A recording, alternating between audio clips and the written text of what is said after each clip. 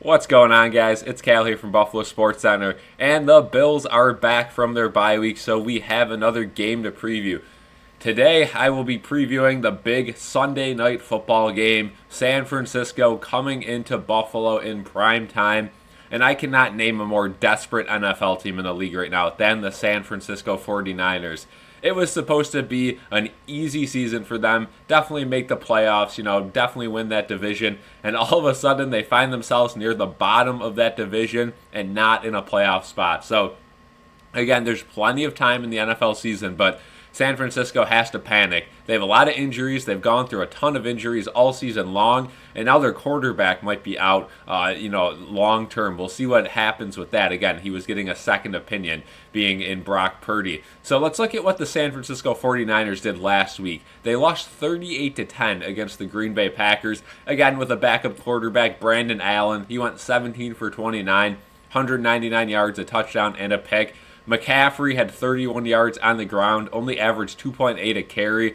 Jordan Mason, kind of same sort of thing, only 8 yards on the ground, averaged 2.7.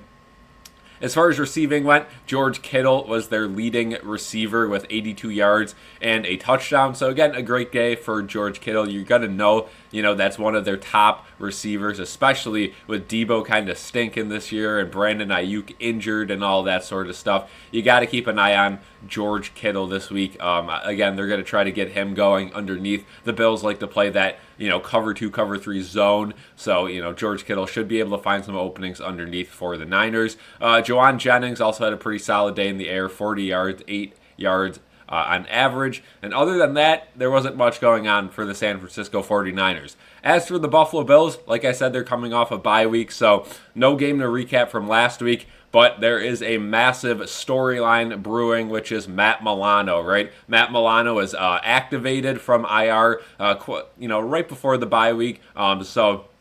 Again, Matt Milano now has less than 21 days. When they first activated him, he had 21 days to get fully activated and put into the roster. So, again, if Matt Milano, doesn't play this week, I think it's going to be next week or the week after. But it's really a call at this point. Again, for a guy who hasn't played all season, I highly doubt they have him play, the first game. He is ready to go. I think they want to really save him for the playoffs. So don't be surprised if Matt Milano doesn't play, but he is a guy to look for that could potentially play his first game of the season. Other injuries, again, Keon Coleman, a guy with a wrist injury. He was supposed to be week to week.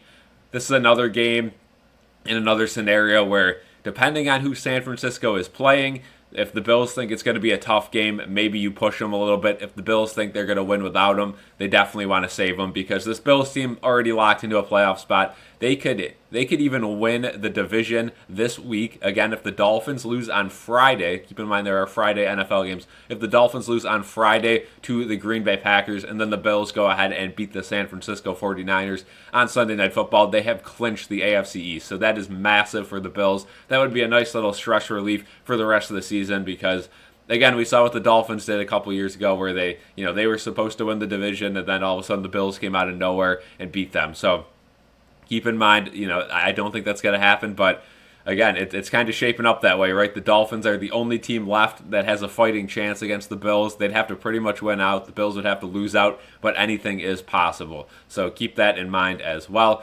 Other injuries for the Bills, Dwayne Carter, he could get activated from IR. We'll see what happens with that one. And then again, just everyone else that was kind of just banged up a little bit or on that injury report before the bye week should be off of the injury report. Again, people are always going crazy when they see a guy like Josh Allen on the injury report for a sore knee or something, or like Kincaid on the injury report for that PCL. Again, a lot of it is, mandatory. The league requires people or the team to put people on that injury report, even if they literally have like a cold. You have to go on there for illness or something like that. So I wouldn't worry too much about anyone else. I did mention Kincaid, though. Again, PCLs are tricky. He could be out a couple more weeks after this game, or he could be back. We haven't heard much. We'll definitely know more as the week progresses. Again, I'm filming this video before the Bills have really practiced yet this week. So I'm sure we'll find out right away if Kincaid is, practicing in full or if he's, still pretty immobile from that PCL injury. But